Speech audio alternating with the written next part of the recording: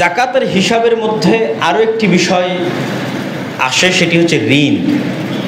ঋণের বিষয়টি কিভাবে কি করা যাবে? ঋণ দুই ধরনের হতে পারে। এক, আমি একজনকে ঋণ দিয়ে রেখেছি, আর এক আমি ঋণ নিয়ে রেখেছি। আমি ঋণ দিয়ে রেখেছি, পাওয়ার সম্ভাবনা থাকলে আমি হিসাব করব। টাকা তার কাছেই আছে, কিন্তু আমি ওই টাকার যাকাত বের করব যদি আমি বুঝি 90% সম্ভাবনা আছে এই টাকা আমি কোনো না কোনো দিন পাবো। এটা হলো ঋণ দিয়ে রেখেছি। আর এটা যে আমি ঋণ নিয়ে রেখেছি, ঋণ যদি ব্যবসায়িক প্রয়োজনে নেওয়া হয় তাহলে যাকাতের হিসাব থেকে বাদ দেওয়া হবে না, এই মর্মে বর্তমান যুগের সকল আলেম ওলামা একমত। কি জন্য? ব্যবসায়িক কাজে যে লোন নেওয়া হয়েছে, এই লোনটা এক প্রকার ইনভেস্ট হিসেবে নেওয়া হয়েছে এবং সেই টাকা সে ব্যবসায়িক কাজে ইনভেস্ট করেছে, তথা সেখান থেকে সে অর্থ তৈরি করতেছে, অর্থ বানাচ্ছে।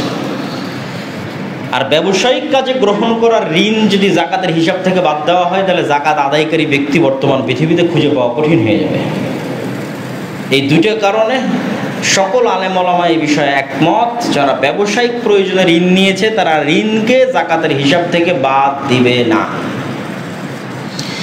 ঋণ যদি এমন প্রয়োজনে নিয়ে থাকে যেটা ইনভেস্ট হয়নি, খরচ হয়ে শেষ হয়ে গেছে, অসুস্থতার জন্য ঋণ নিয়েছিল, অপারেশনের জন্য খরচ করে শেষ করে দিয়েছে, মেয়ের বিবাহের জন্য ঋণ নিয়েছিল, খরচ করে শেষ করে দিয়েছে, তথা ব্যবসায়িক ইনভেস্টমেন্টের জন্য নয়, জরুরি প্রয়োজনে লোন নিয়েছে, খরচ করে শেষ হয়ে গেছে, এই লোন যাকাতযোগ্য সম্পদ যেটা বের হবে সেই যাকাতযোগ্য সম্পদের হিসাব থেকে বাদ দিয়ে তারপরে হিসাব করবে এখনও তার উপর যাকাত ফরজ হয় কিনা।